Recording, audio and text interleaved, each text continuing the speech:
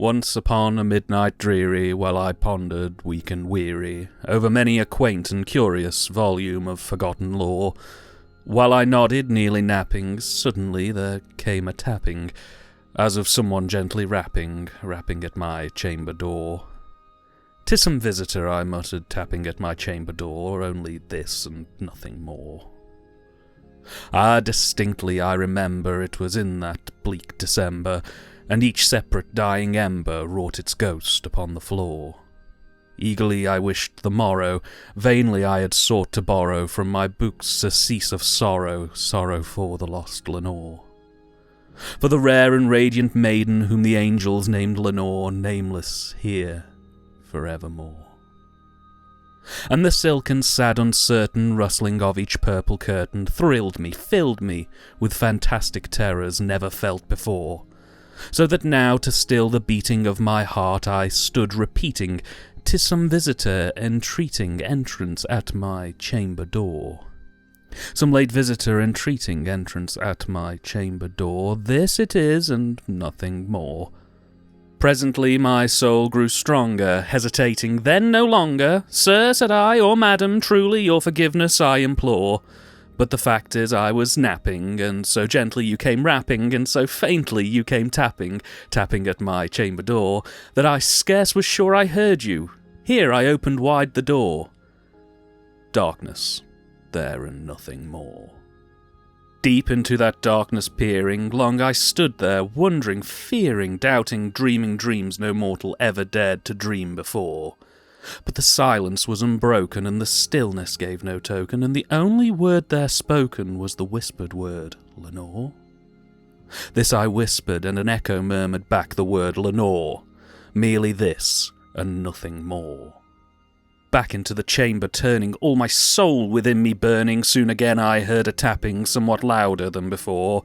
"Surely," said I, "surely that is something at my window lattice. Let me see then what thereat is, and this mystery explore.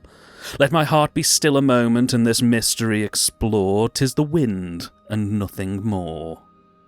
Open here I flung the shutter, when with many a flirt and flutter, in there stepped a stately raven of the saintly days of yore. Not the least obeisance made he, not a minute stopped or stayed he, but with mine of lord or lady perched above my chamber door, perched upon a bust of Pallas just above my chamber door, perched and sat, and nothing more. Then this ebony bird beguiling my sad fancy into smiling, by the grave and stern decorum of the countenance it wore. "Though thy crest be shorn and shaven, thou," I said, "art sure no craven, ghastly, grim, and ancient raven, wandering from the nightly shore. Tell me what thy lordly name is on the night's Plutonian shore." Quoth the raven, "Nevermore." Much I marvelled this ungainly fowl to hear discourse so plainly, though its answer little meaning, little relevancy bore.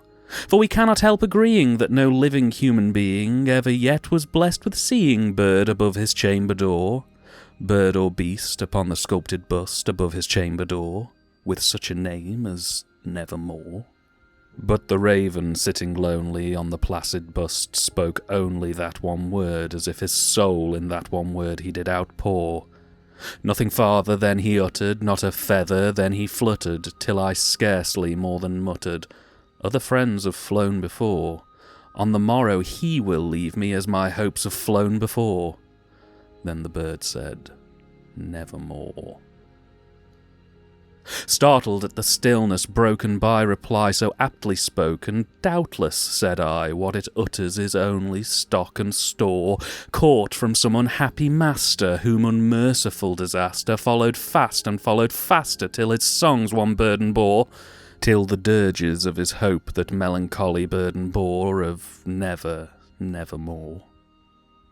But the raven still beguiling all my fancy into smiling, straight I wheeled a cushioned seat in front of bird and bust and door.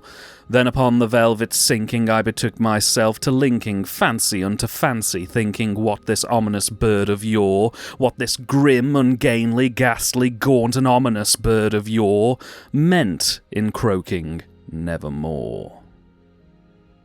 This I sat engaged in guessing, but no syllable expressing to the fowl whose fiery eyes now burned into my bosom's core. This and more I sat divining, with my head at ease reclining on the cushion's velvet lining that the lamplight gloated o'er, but whose velvet violet lining with the lamplight gloating o'er she shall press, nevermore.